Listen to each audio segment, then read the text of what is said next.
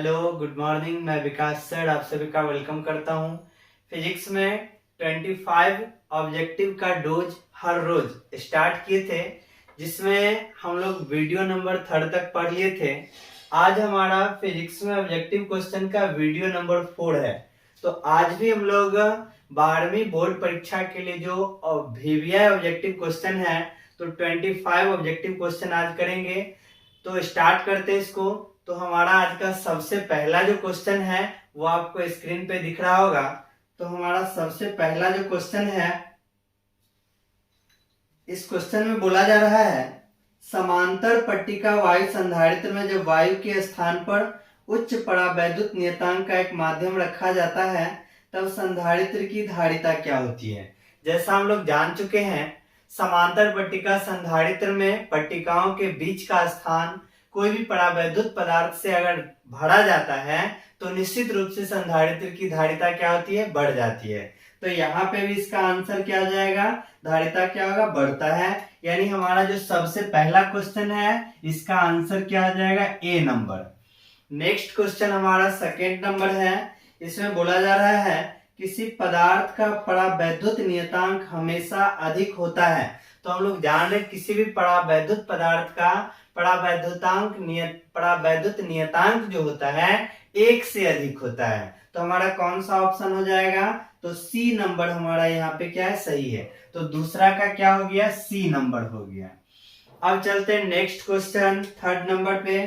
Third में बोला जा रहा है, 3 संधारित्र जिसमें प्रत्येक की धारिता C है, श्रेणी क्रम में जुड़ा हुआ है, समतुल्य धारिता कह रहा है। 3 संधारित्र है जिसमें प्रत्येक की धारिता C है, श्रेणी क्रम। तो श्रेणी क्रम हम लोग पढ़े हैं 1/CS सीरीज कॉम्बिनेशन जो होता है 1/C1 plus 1/C2 plus 1/C3। इसी तरह से जितना संधारित्र रहता है जोड़ते हैं। यदि सभी का धारिता समान है तो यहाँ पे CS बराबर पढ़ चुके थे C/N। तो यहाँ पे संधारित्र की धारिता क्वेश्चन में कितना C है और कितना संधारित्र बोला गया है, 3 बोला गया है। तो हमारा आंसर क्या आ जाएगा, C/3। खोजते हैं तीसरा में कहाँ है C/3। तो यहाँ पे हमारा ऑप्शन C यानी थर्ड क्वेश्चन का आंसर क्या आ जाएगा, C हो जाएगा। तो यहाँ पे इसका आंसर क्या आ गया, C। चलते हम लोग नेक्स्ट क्वेश्चन 4 नंबर। 4 में बोला जा रहा है, यदि कई संधारित्र उपलब्ध हो तो उसके समूहन में उच्चतम धारिता प्राप्त करने के लिए उन्हें किस क्रम में जोड़ना पड़ेगा। तो यहाँ पे हम लोग पढ़े संधारित्र में कि अगर हमारा संधारित्र सीरीज कॉम्बिनेशन में है तो यहाँ पे हम लोग को धारिता जो है न्यूनतम प्राप्त हो जाएगा। यहाँ पे श्रेणी क्रम में अगर संधारित्र को जोड़ेंगे तो यहाँ पे धारिता न्यूनतम प्राप्त होगा, लेकिन यदि पैरेलल कॉम्बिनेशन समांतर क्रम में जोड़ना है तो यहाँ पे धारिता हमको मैक्सिमम यानी महत्तम धारिता प्राप्त होगा। यानी संधारित्र से महत्तम धारिता प्राप्त करना है तो उसको किस क्रम में जोड़ना पड़ेगा, समांतर क्रम में जोड़ना पड़ेगा। और न्यूनतम धारिता प्राप्त करने के लिए श्रेणी क्रम में जोड़ना पड़ेगा। तो क्वेश्चन हमारा क्या है, क्वेश्चन में हमको उच्चतम धारिता प्राप्त करना है तो कौन सा आंसर हो जाएगा, समांतर क्रम। यानी इसका क्या आ जाएगा, बी नंबर आंसर। चौथा का क्या हो गया, बी हो गया। अब हम लोग चलते हैं नेक्स्ट क्वेश्चन। नेक्स्ट हमारा 5 नंबर क्या है। 5 नंबर में बोला जा रहा है, किसी समांतर पट्टिका संधारित्र के दोनों प्लेट के बीच एकांक आयतन में संचित ऊर्जा। तो एकांक आयतन में संचित ऊर्जा का फॉर्मूला हम लोग पढ़े हैं 1/2 एप्सिलॉन नॉट E का स्क्वायर। यही होता है ऊर्जा, एनर्जी। तो कौन सा ऑप्शन है, तो हमारा ऑप्शन नंबर डी है। तो यहाँ पे 5 का क्या हो गया, डी आ गया। Next question 6 number. 6 में क्या बोला जा रहा है, व्हीटस्टोन ब्रिज से मापा जाता है। तो व्हीटस्टोन सेतु में पढ़े थे कि व्हीटस्टोन सेतु जो है जिसके द्वारा प्रतिरोध ज्ञात किया जाता है, ज्ञात प्रतिरोध। व्हीटस्टोन सेतु में टोटल 4 प्रतिरोध होता है, जिसमें 3 ज्ञात होता है और चौथा अज्ञात होता है। इन ज्ञात प्रतिरोध की सहायता से ही चौथे अज्ञात प्रतिरोध का मान ज्ञात करते हैं। अब ये जो प्रतिरोध का मान ज्ञात करेंगे तो निम्न प्रतिरोध का भी मान ज्ञात कर सकते हैं और उच्च प्रतिरोध का भी मान ज्ञात कर सकते हैं। तो हमारा छठा का क्या आ जाएगा, सी नंबर। जो छठा है इसका क्या आ गया, सी आ गया। चलते हैं नेक्स्ट क्वेश्चन 7 नंबर। 7 में बोला जा रहा है दो बराबर विद्युत वाहक बल वाले सेल को समांतर क्रम में जोड़ना है। यानी विद्युत वाहक बल है तो समांतर क्रम में जानने की यहाँ पे विभवांतर क्या आ जाएगा, समान हो जाएगा। यानी दोनों को जोड़ देंगे तो मात्र एक सेल के विद्युत वाहक बल के बराबर हो जाएगा। यानी हमारा आंसर क्या आ जाएगा, 7 का ए नंबर हो जाएगा। 7 का क्या हो गया, ए। चलते नेक्स्ट क्वेश्चन 8वां नंबर। 8वां में बोला जा रहा है विद्युत वाहक बल का विमा निकालना है। देखिए विद्युत वाहक बल का विमा फॉर्मूला पढ़ चुके हैं। E बराबर जो होता है विद्युत वाहक बल क्या होता है, यानी यहाँ पे E बराबर W/Q, आवेश को लाने में किया गया कार्य।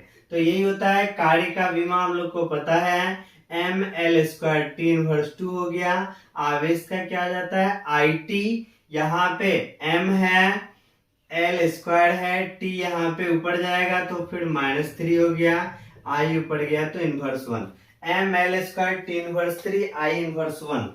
तो कौन सा है हमारा ऑप्शन, हमारा ऑप्शन यहाँ पे देख लेते हैं ml² I inverse 1 T inverse 3, यानी हमारा option D ml² I inverse 1 T inverse 3।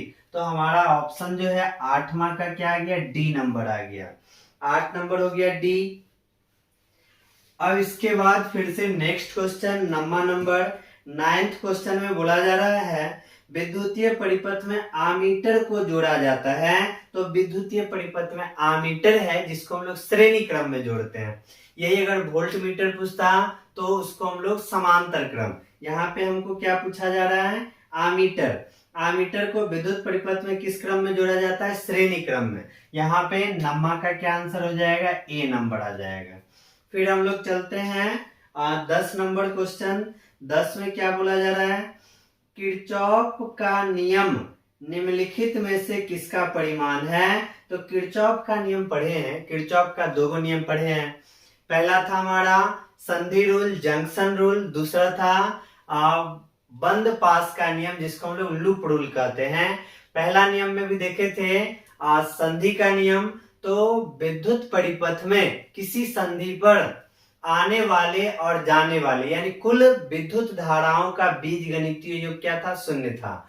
और बंद पास का नियम में था कि किसी बंद पास में जो है विभवांतर में कमी या विभवांतर में वृद्धि का कुल बीजगणितीय योग 0 होता है। यानी यहाँ पे हमेशा देख रहे संरक्षित होता है। तो यहाँ पे आंसर आ जाएगा विद्युत क्षेत्र का संरक्षित चरित्र, यानी हमारा 10 का क्या आंसर आ जाएगा, बी नंबर होगा। 10 का क्या हो गया, बी नंबर। चलते हैं नेक्स्ट क्वेश्चन 11 नंबर। 11 में बोला जा रहा है किरचॉफ का बिंदु नियम पालन करता है। तो बिंदु नियम यानी पहला हो गया जंक्शन रूल, यानी किसी बिंदु पर विद्युत धाराओं का कुल बीजगणितीय योग 0 होता है। और पढ़े थे किरचॉफ का जो पहला नियम है ये आवेश संरक्षण के सिद्धांत का पालन करता है। यही अगर दूसरा नियम यानी बंद पास का नियम होता तो वो हमारा ऊर्जा संरक्षण सिद्धांत का पालन करता। तो यहाँ पे बिंदु नियम बोला जा रहा है, बिंदु नियम यानी संधि का नियम। तो यहाँ पे आवेश संरक्षण खोजते हैं किस ऑप्शन में है, तो हमारा ऑप्शन क्या है, बी नंबर। यानी किरचॉफ का बिंदु नियम किसका पालन करेगा, आवेश के संरक्षता सिद्धांत का। यानी आंसर क्या हो गया, 11 का बी नंबर आ गया। चलते हैं नेक्स्ट क्वेश्चन 12 नंबर। 12 में बोला जा रहा है गैल्वेनोमीटर के द्वारा हम लोग क्या मापते हैं, विद्युत धारा को मापा जाता है। गैल्वेनोमीटर के द्वारा क्या मापा जाता है, विद्युत धारा को। यानी हमारा जो है 12 नंबर का आंसर क्या हो जाएगा, ए हो जाएगा। 12 का क्या हो गया, ए। नेक्स्ट क्वेश्चन हमारा 13 नंबर। 13 में क्या बोला जा रहा है, किसी विभव मापी की सुग्राहिता बढ़ने के लिए इसकी धारा को क्या करना पड़ेगा, घटाना पड़ेगा। सुग्राहिता बढ़ाने के लिए, सुग्राहिता बढ़ने से इसके धारा का मान क्या जाएगा, घटेगा। यानी हमारा 13 जो है इसका आंसर क्या आ जाएगा, सी। 13 का क्या हो गया, सी नंबर हो गया। अब हम लोग चलते हैं नेक्स्ट क्वेश्चन 14 नंबर। विभव मापी के तार की लंबाई बढ़ा देने से संतुलन बिंदु जो है प्राप्त होगा, अधिक लंबाई पे प्राप्त हो जाएगा। जैसे हम लोग विभव, यहाँ क्या था, विभव मापी के लंबाई को बढ़ा देंगे तो लंबाई बढ़ने से संतुलन लंबाई क्या हो जाता है, बढ़ जाता है, अधिक लंबाई पे प्राप्त होता है। ऑप्शन नंबर हमारा क्या हो जाएगा, 14 का बी नंबर। 14 का क्या आ गया, बी नंबर हो गया। फिर हमारा नेक्स्ट क्वेश्चन जो 15 नंबर है, 15 नंबर में क्या बोला जा रहा है, वोल्ट मीटर को आमीटर में बदलना है। तो वोल्ट मीटर को आमीटर में बदलने के लिए निम्न प्रतिरोध का तार समांतर क्रम में जोड़ा जाता है और इस निम्न प्रतिरोध के तार को क्या कहते हैं, शंट कहते हैं। तो समांतर क्रम में निम्न प्रतिरोध जोड़ा जाता है, यानी 15 का हमारा क्या हो जाएगा, सी नंबर। 15 का क्या हो गया, सी। नेक्स्ट क्वेश्चन हमारा 16 नंबर। 16 में क्या बोला जा रहा है, आपको 1 ओम के 3 प्रतिरोध दिए गए हैं, संयोजन से न्यूनतम प्रतिरोध जो है प्राप्त करना है। मतलब हमारे पास जो है 1 ओम का 3 गो प्रतिरोध दिया गया है। पहला भी 1 ओम है, फिर दूसरा भी हमारा 1 ओम है और तीसरा भी हमारा क्या है, 1 ओम है। 1 ओम का 3 प्रतिरोध दिया गया है। न्यूनतम प्रतिरोध, तो प्रतिरोध में हम लोग फॉर्मूला पढ़े हैं, प्रतिरोध में और संधारित्र में दोनों का फॉर्मूला उल्टा एक दूसरे का होता है।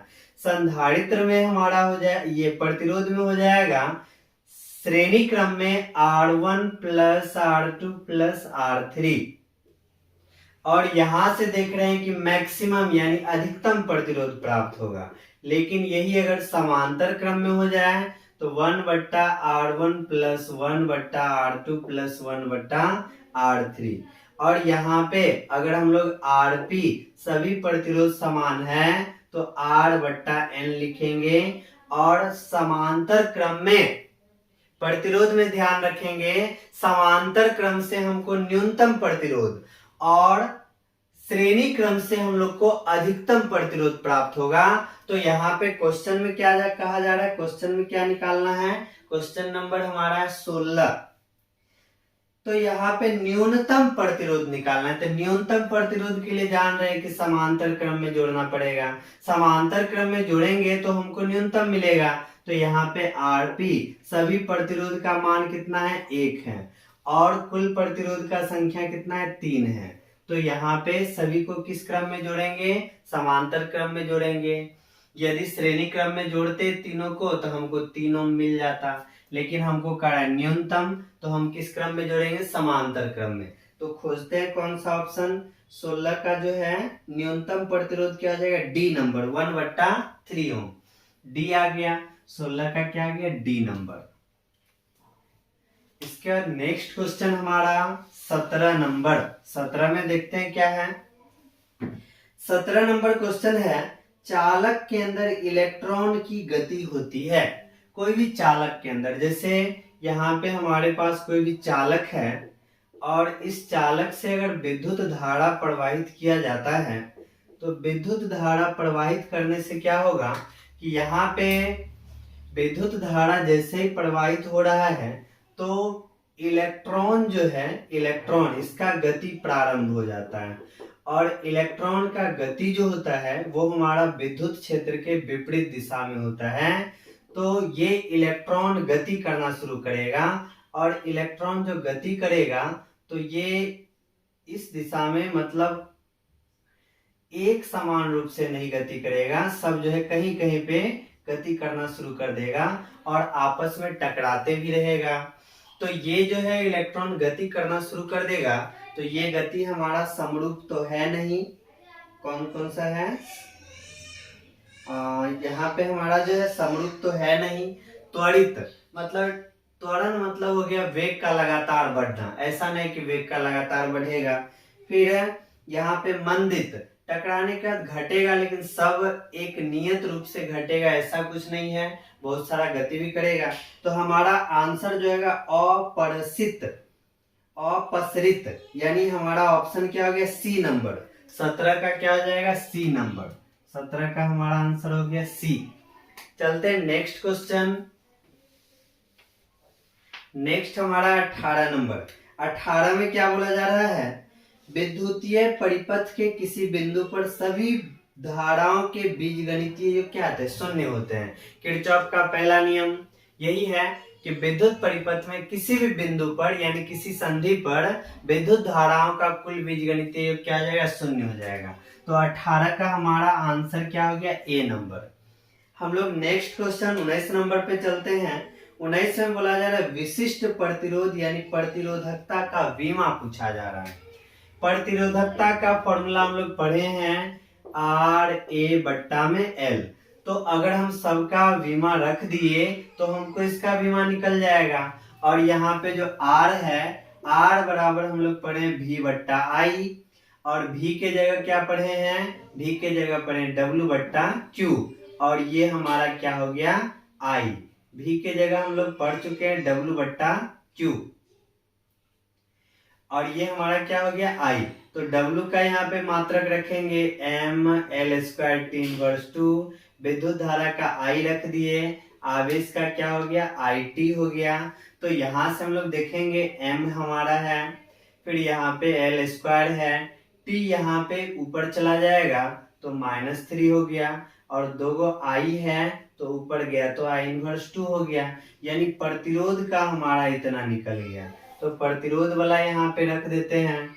प्रतिरोध का कितना है, M है, L² है, T−3 है, I−2 है। प्रतिरोध का विमा रख दिए। ए हमारा क्या, क्षेत्रफल, क्षेत्रफल का क्या होता है L², और यहाँ पे लंबाई है, लंबाई का क्या हो गया L। तो यहाँ से एक L कट जाएगा तो हमारा M है, ये L और यहाँ 2 L, कितना हो गया, 3 हो गया। फिर यहाँ पे T पे पावर -3 हो गया और I पे पावर -2 हो गया। तो प्रतिरोधकता का जो विमा हो गया MLQ T−3 I−2, खोजते हैं कौन सा ऑप्शन है, M है, LQ है, T−3 है, I−2 है, यानी हमारा पहला ऑप्शन ही सही है। तो यहाँ पे हमारा पहला ऑप्शन मिल गया। तो यहाँ पे 19 का हमारा क्या आंसर आ जाएगा, ए नंबर आ जाएगा। फिर हम लोग नेक्स्ट क्वेश्चन 20 नंबर पे चलते हैं। 20 में क्या कहा जा रहा है, 20 नंबर क्वेश्चन में बोला जा रहा है एक सूखे सेल का विद्युत वाहक बल 1.5 वोल्ट है, आंतरिक प्रतिरोध 0.5 ओम है। यानी विद्युत वाहक बल कितना है, 1.5 वोल्ट है, आंतरिक प्रतिरोध कितना है, 0.5 ओम है। और क्या है, इसके बाद सेल एक बाहरी प्रतिरोध 1 एम्पियर की धारा, मतलब विद्युत धारा का मान कितना है, 1 एम्पियर है। इसके बाद पूछा क्या जा रहा है, यहाँ पे बोला जा रहा है सेल का विभवांतर। तो विभवांतर जो है TPD, terminal potential difference, cell का टर्मिनल विभवांतर E-IR पढ़ चुके हैं। विद्युत वाहक बल कितना है, 1.5 माइनस I का मान कितना है, 1 है, R यानी आंतरिक प्रतिरोध कितना है, 0.5। तो यहाँ से हमारा 1.5 माइनस 0.5, तो यहाँ से देख रहे हैं हमारा कितना आ रहा है, 1 वोल्ट। तो यहाँ पे आंसर देखिए 1 वोल्ट कौन सा ऑप्शन है, तो ऑप्शन नंबर बी। तो यहाँ पे हमारा ऑप्शन नंबर बी आ जाएगा। 20 का कितना आ गया, बी नंबर आ गया। चलते नेक्स्ट क्वेश्चन हमारा 21 नंबर। 21 में क्या कहा जा रहा है उसको देखते हैं। 21 नंबर जो क्वेश्चन है इसमें बोला जा रहा है यदि 2 सेल जिसके विद्युत वाहक बल E1 E2 है, उन सेलों के विभव मापी के तार पर संतुलन लंबाई L1 और L2 हो, तो यहाँ पे रिलेशन हमसे पूछा जा रहा है। तो E1/E2 बराबर L1/L2। ये जो है विभव मापी का जो उपयोग पढ़ रहे थे, विभव मापी के उपयोग में हम लोग पढ़े थे, यहाँ पे ये आया था हमारा समीकरण E1/E2 बराबर L1/L2 होता है। विभव मापी का जब उपयोग पढ़ रहे थे तो वहां पे आया था। तो ये ऑप्शन कितना नंबर है, ऑप्शन नंबर बी यानी 21 का हमारा क्या हो जाएगा, बी हो जाएगा। फिर हम लोग नेक्स्ट क्वेश्चन 22 नंबर की तरफ बढ़ते हैं। 22 में क्या कहा जा रहा है, 22 में बताया जा रहा है स्थिर विभवांतर पर किसी विद्युत परिपथ का प्रतिरोध आधा कर दिया जाए तो उत्पन्न ऊष्मा। तो यहाँ पे ऊष्मा का फॉर्मूला पढ़े हैं, H बराबर वी स्क्वायर बट्टा आर गुना टी। क्वेश्चन में कहा जा रहा है प्रतिरोध को क्या कर देना है, आधा कर देना है। तो प्रतिरोध को हम लोग यदि आधा कर देते हैं तो ये क्या हो जाएगा, R/2 हो जाएगा। ये R हमारा कहाँ चला जाएगा, ये R तो यही रहेगा, 2 यहाँ ऊपर चला जाएगा, वी स्क्वायर बट्टा आर गुना में टी। अब यहाँ पे देखा जाए इस पूरा के जगह हम लोग क्या रख सकते हैं, H रख सकते हैं। यानी हमारा क्या आ गया, H डैश जो हो गया 2 इंटू एच।